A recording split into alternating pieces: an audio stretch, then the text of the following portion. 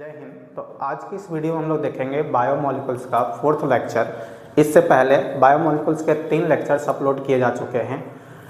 उन सभी वीडियोस में कार्बोहाइड्रेट्स का इंट्रोडक्शन और कार्बोहाइड्रेट का classification on the basis of taste या फिजिकल प्रॉपर्टीज़ के आधार पर देखे थे। इस वीडियो में हम लोग देखने वाले हैं जो कार्बोहाइड्रेट्स है उनकी classification on the basis of hydrolysis. Hydrolysis का मतलब होता है, इसमें हाइड्रोलिसिस 2 वर्ड से मिलकर बना है, हाइड्रो प्लस लिसिस। हाइड्रो का मतलब होता है वाटर और लिसिस का मतलब होता है ब्रेक डाउन, स्प्लिट करना, तोड़ना। तो जब किसी सब्सटेंस को वाटर के प्रेजेंस में तोड़ते हैं, वाटर से रिएक्शन करा के तोड़ते हैं, तो इसको हाइड्रोलिसिस कहते हैं। इस बेसिस पर, हाइड्रोलिसिस के बेसिस पर कार्बोहाइड्रेट्स 3 टाइप्स के होते हैं, मोनोसेकेराइड्स, ओलिगोसेकेराइड्स और पॉलीसेकेराइड। 3 टाइप्स के होते हैं। आइए एक एक करके इन तीनों को डिटेल्स में पढ़ते हैं। मोनोसेकेराइड क्या होता है? The smallest carbohydrates which can not be hydrolysed is called monosaccharide. ऐसा कार्बोहाइड्रेट्स जो सबसे स्मॉलेस्ट हो, जब सबसे छोटा हो यूनिट्स में, जिसको हाइड्रोलाइज नहीं किया सकता है, जिसको तोड़ा नहीं जा सकता है, उसको कहते हैं मोनोसेकेराइड। द स्मॉलेस्ट कार्बोहाइड्रेट, सबसे छोटा carbohydrates, which can not be hydrolysed, जिसको तोड़ा नहीं जा सकता है, इज कॉल्ड मोनोसेकेराइड। ऐसे कार्बोहाइड्रेट्स जिसको हाइड्रोलिसिस के प्रोसेस में नहीं उतारा जा सकता है, जिसको हाइड्रोलाइज्ड नहीं किया जा सकता है, ऐसे कार्बोहाइड्रेट्स को मोनोसेकेराइड कहा जाता है। Approx 20 monosaccharides are present in nature. लगभग 20 मोनोसेकेराइड जो होते हैं वो नेचर्स में पाए जाते हैं। लगभग 20 मोनोसेकेराइड, हाँ आप सही सुन रहे हैं, बिल्कुल, है ना। 20 मोनोसेकेराइड्स लगभग जो होते हैं वो नेचर में पाए जाते हैं। जैसे कुछ एग्जाम्पल यहाँ आपको दे रहे हैं मोनोसेकेराइड्स का, जैसे glucose, fructose, galactose, ribose, glyceraldehyde. याद रखिएगा, ग्लूकोज, फ्रक्टोज, ग्लैक्टोज, ये सब क्या होते हैं? मोनोसेकेराइड्स। आगे सब काम आएगा नाम, glucose, fructose, galactose, glucose, galactose, fructose, ribose, glyceraldehyde, ये सभी क्या होते हैं? मोनोसेकेराइड्स होते हैं। याद कीजिए, glucose, fructose, galactose, glucose, fructose, galactose, ribose, glyceraldehyde, ये सभी के सभी क्या होते हैं? मोनोसेकेराइड्स होते हैं। जनरल फार्मूला ऑफ मोनोसेकेराइड्स क्या होते हैं? आइए देखते हैं जनरल फार्मूला मोनोसेकेराइड्स का क्या होता है। मोनोसेकेराइड्स क्या होता है आपको पहले बता चुके हैं कि ऐसा कार्बोहाइड्रेट जिसका हाइड्रोलिसिस पॉसिबल नहीं है, जो सबसे स्मॉल यूनिट्स में पाए जाते हैं, उसको क्या कहते हैं? मोनोसेकेराइड्स। मोनोसेकेराइड की जो फार्मूला होता है वो CH2O का होल n होता है। CH2 है ना, O का होल n होता है, जहाँ n का जो वैल्यू होगा वो 3 से लेकर के 7 तक होता है। n का वैल्यू 3 से लेकर के 7 तक होता है। किसके फार्मूला में? मोनोसेकेराइड की जनरल फार्मूला होता है। अब हम जानते हैं कि अगर n का वैल्यू 3 से लेकर के 7 तक डिफरेंट होगा तो उन मोनोसेकेराइड्स के नाम क्या देंगे, किस आधार पर देंगे? यदि मान लीजिए वैल्यू ऑफ n 3 आपका है, तो यहाँ n की जगह कितना हो जाएगा? 3। और अगर ऐसा है तो आप इसको क्या लिख सकते हैं? C3H। देखिए 3 हाइड्रोजन, 3 2 जा 6, 2 यहाँ है, 3 है, 6 हो गया, और O3, C3H6O3।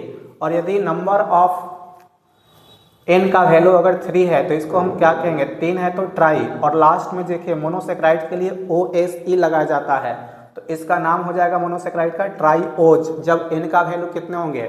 3, तो इसका मोनोसेकेराइड का नाम होता है ट्राईओज। 4 के लिए रहेगा तो यहाँ 4 लगा देंगे n की जगह पर। और इसके लिए जो मोनोसेकेराइड का नाम होगा वो लास्ट में OSE लगाते हैं, तो इसका नाम हो जाएगा टेट्रोज। इसका नाम क्या हो जाएगा? टेट्रोज हो जाएगा। 5 रहेगा n का वैल्यू, तो CH2O का होल 5 इसकी फार्मूला होगा। तो ऐसे मोनोसेकेराइड जिनकी जनरल फार्मूला CH2O का होल 5 है उसको पेंटोज कहेंगे। और जब n का वैल्यू 6 होगा तो ऐसे मोनोसेकेराइड को हेक्सओज कहते हैं। और 7 रहेगा तो इसके लिए हेप्टोज का नाम देते हैं। तो ये नंबर ऑफ n का जो वैल्यू होगा उस पे मोनोसेकेराइड्स का नाम हम लोग देते हैं। 3 रहेगा तो ट्राईओज कहेंगे, 4 रहेगा तो टेट्रोज कहेंगे, 5 रहेगा तो पेंटोज कहेंगे, 6 रहेगा तो हेक्सोज कहेंगे, और 7 रहेगा तो हेप्टोज कहते हैं। ये था आपका classification of classification of carbohydrates, मतलब मोनोसेकेराइड्स पहले जो पार्ट था वो था। इसके बाद हम लोग मोनोसेकेराइड्स को ही क्लासीफाई करते हैं। मोनोसेक्राइड जो होता है इसको क्लासीफाई हम लोग करते हैं on the basis of functional group. Monosaccharides को दो कैटेगरी में रखा गया है बांट करके। मोनोसेक्राइड्स जितने भी होते हैं उनको दो कैटेगरी में बांट करके रखा गया है उनके फंक्शनल ग्रुप के आधार पर। तो आइए देखते हैं फंक्शनल ग्रुप के आधार पर किस तरह से क्लासीफाई किया गया है।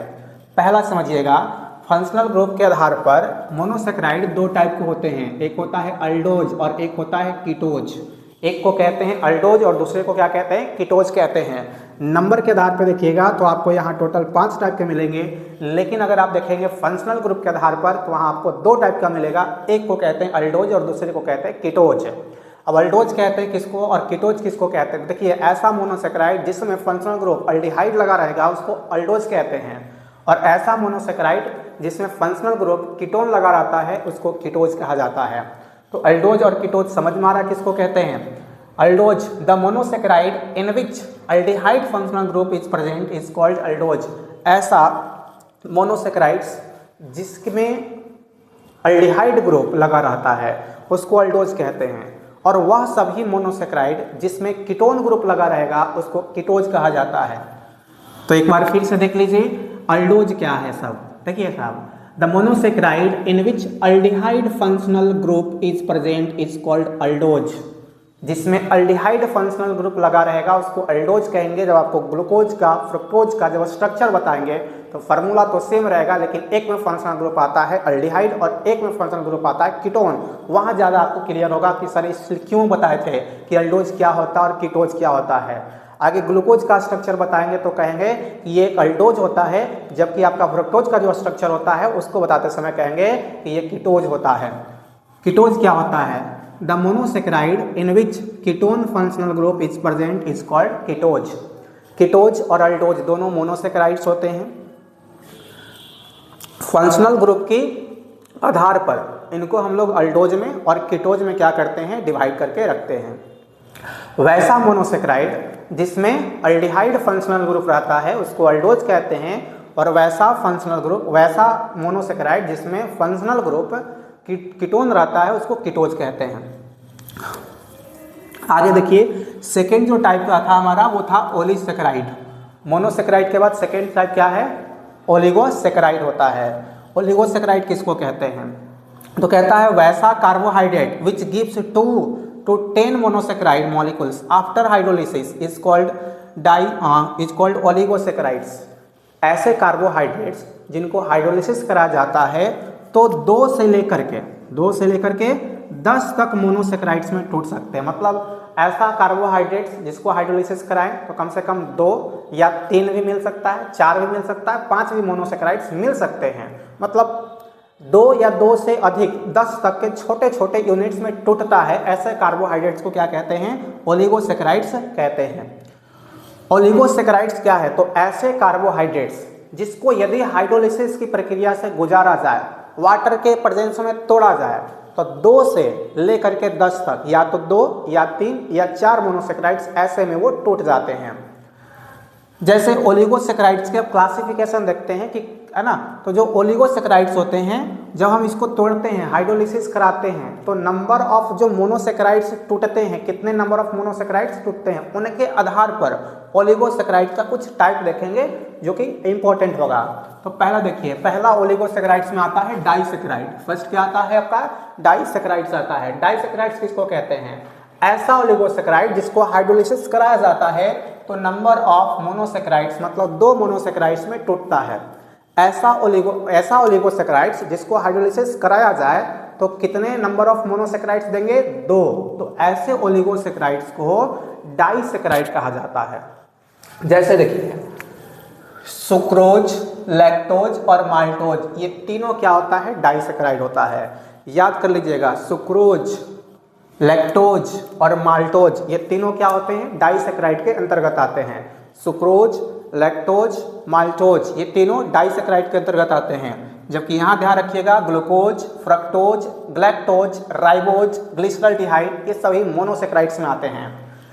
ये क्या होता है? सुक्रोज, लैक्टोज, माल्टोज ये सभी ओलिगोसेक्राइड्स होते हैं। इनको अगर हाइड्रोलिसिस कराया जाता है तो 2 मोनोसेक्राइड्स टूटते हैं। अब देखते हैं कि कौन से डाइसेक्राइड से कौन कौन से मोनोसेक्राइड्स बनता है। जैसे यहाँ देखिएगा सुक्रोज, लैक्टोज और माल्टोज ये तीनों का फार्मूला सेम होता है C12H22O11।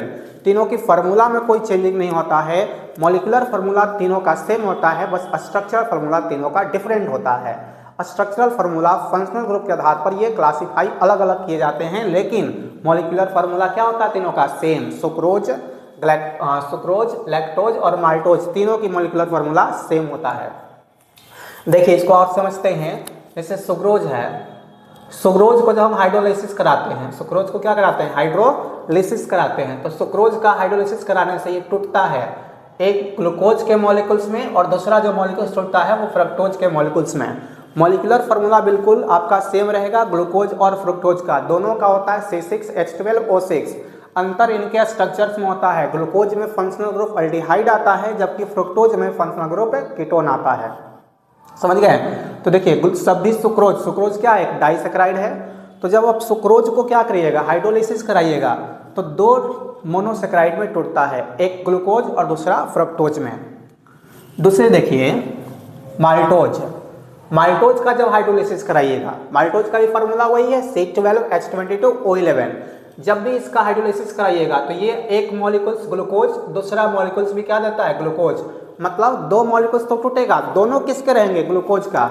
ऐसे मान लीजिए हमारे पास क्या है, माल्टोज है, ठीक है ना, इसको हाइड्रोलाइसिस कराएं तो जब ये टूटेगा तो दो मॉलिक्यूल्स आ गए।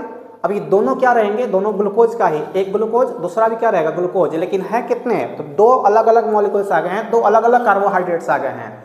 इनको मोनोसेक्राइड्स कहेंगे और दोनों सेम है, दोनों सेम रहता है, दोनों ग्लूकोज ही रहता है। तो ध्यान रखिएगा सुक्रोज में एक ग्लूकोज और एक फ्रुक्टोज, लेकिन माल्टोज में दोनों क्या रहते हैं, दोनों मॉलिक्यूल, दोनों कार्बोहाइड्रेट्स जो रहेगा वो क्या रहेगा, ग्लूकोज का ही होता है। नेक्स्ट आपका आता है ट्राइसेकेराइड, ठीक है ना। तो ट्राइसेकेराइड समझते हैं क्या है। ट्राइसेकेराइड वैसा ओलिगोसेकेराइड जिसको हाइड्रोलाइसिस कराया जाता है तो 3 नंबर ऑफ मोनोसेकेराइड्स में डिसोसिएट होता है। मतलब जिसके पास मोनोसेकेराइड की संख्या 3 होगा उसको ट्राइसेकेराइड कहते हैं, ट्राइसेकेराइड कहते हैं। अच्छा एक और एग्जांपल ऊपर छूट गया था, लैक्टोज। लैक्टोज को भी कराते हैं तो ग्लूकोज में टूटता है और किस में टूटता है, ग्लैक्टोज में टूटता है। लैक्टोज को हाइड्रोलाइसिस कराते हैं तो ग्लूकोज और ग्लैक्टोज में डिसोसिएट होता है, मॉलिक्यूलर फार्मूला सेम होता है। ट्राइसेकेराइड क्या होता है, जिसमें नंबर ऑफ मोनोसेकेराइड 3 होता है। मतलब ऐसे ओलिगोसेकेराइड जिनको हाइड्रोलाइसिस कराया जाए तो 3 मोनोसेकेराइड्स डिसोसिएट होंगे 3 मोनोसेकेराइड्स में। जैसे एग्जांपल याद रखिएगा, रैफिनोज, रैफिनोज का फार्मूला होता है C18H32O16। रैफिनोज जो होता है वो ट्राइसेकेराइड होता है, याद रखिएगा। रैफिनोज क्या होता है, ट्राइसेकेराइड होता है, और अगर ट्राइसेकेराइड है तो C18 कहना है, C18 और H32, 18 दूनी 36 होता है, 4 कम कीजिए 32, और वो कितना होता है, ऑक्सीजन 16 होता है। जब रैफिनोज का हाइड्रोलाइसिस कराया जाता है, जब रैफिनोज का क्या कराया जाता है, हाइड्रोलाइसिस, जब इसका हाइड्रोलाइसिस कराइएगा तो ये 3 मोनोसेकेराइड्स में डिसोसिएट होता है, एक ग्लूकोज, दूसरा फ्रक्टोज और तीसरा ग्लैक्टोज। मतलब रैफिनोज एक ऐसा ओलिगोसेकेराइड है जिसमें ग्लूकोज, फ्रक्टोज और ग्लैक्टोज के एक एक मोनोसेकेराइड्स प्रेजेंट होते हैं। जब इसको हाइड्रोलाइसिस कराइएगा, वाटर्स में डालिएगा तो ये 3 मोनोसेकेराइड्स में टूटता है। नेक्स्ट आपका है टेट्रासेकेराइड। टेट्रासेकेराइड, टेट्रासेकेराइड क्या होगा सर, ऐसा ओलिगोसेकेराइड है जिसमें नंबर ऑफ मोनोसेकेराइड की संख्या 4 होगा। मतलब जिसको हाइड्रोलाइसिस करवाया जाए तो कितने देंगे सर, 4 नंबर ऑफ क्या देंगे, मोनोसेकेराइड्स देंगे। जैसे स्टोक्योज, इसका होता है मॉलिक्यूलर फार्मूला C24H42O21, C12H42O21। ये सभी क्या होते हैं सर, ये क्या होगा, टेट्रासेकेराइड्स होते हैं। टेट्रासेकेराइड्स किसको कहते हैं, वैसा ओलिगोसेकेराइड जिसमें मोनोसेकेराइड की संख्या कितना होगा, 4 होता है। लास्ट जो टाइप्स था है ना, यहाँ देखिएगा टेट्रासेकेराइड जो है, टेट्रासेकेराइड जैसे क्या इसको कहते हैं, स्टोक्योस। इसका मॉलिक्यूलर फार्मूला C24H42O21। जब इसको हाइड्रोलाइसिस कराया जाता है, मतलब इसको वाटर में डालिएगा, क्या डालिएगा, वाटर में, तो ये डिसोसिएट होता है। डिसोसिएट होने के बाद क्या देगा, डिसोसिएट होने के बाद 2 मॉलिक्यूल्स ग्लैक्टोज का एक मॉलिक्यूल्स ग्लूकोज का और एक मॉलिक्यूल्स फ्रक्टोज का देता है। तो टोटल कितने हो जाते हैं? 4 हो जाते हैं। 2 गैलेक्टोज का, एक ग्लूकोज का और एक फ्रक्टोज का, तो टोटल कितने हो जाएंगे? 4 होता है। अब आपके इसके बाद आता है नेक्स्ट है थर्ड नंबर पॉलीसेकेराइड। अब पॉलीसेकेराइड किसको कहते हैं? पॉलीसेकेराइड भी तो एक कार्बोहाइड्रेट ही है ना। अब इनको भी हाइड्रोलाइसिस कराएंगे तो आपको क्या मिलेंगे? मोनोसेकेराइड्स मिलेंगे। The carbohydrates which gives large number of monosaccharide after hydrolysis is called polysaccharide. देखिए ऐसा कार्बोहाइड्रेट जिसको हाइड्रोलाइसिस कराने के बाद बहुत अधिक संख्या में, बहुत बड़ी संख्या में, लार्ज नंबर में मोनोसेकेराइड्स हमें देता है या डिसोसिएट होता है, ऐसे कार्बोहाइड्रेट को क्या कहते हैं? पॉलीसेकेराइड्स कहा जाता है। जैसे एग्जांपल के लिए स्टार्च, सेलुलोज, ग्लाइकोजेन।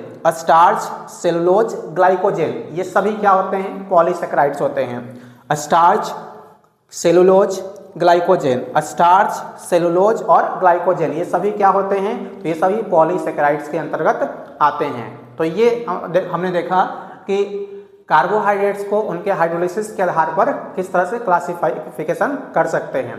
कार्बोहाइड्रेट्स को हाइड्रोलाइसिस के आधार पर 3 कैटेगरी में क्लासिफाई किया गया है, मोनोसेकेराइड, ओलिगोसेकेराइड और पॉलीसेकेराइड, और तीनों को हम लोग देखें एक एक करके डिटेल में इन सब के बारे में। आज इस वीडियो के लिए इतना ही, तब तक के लिए जय हिंद।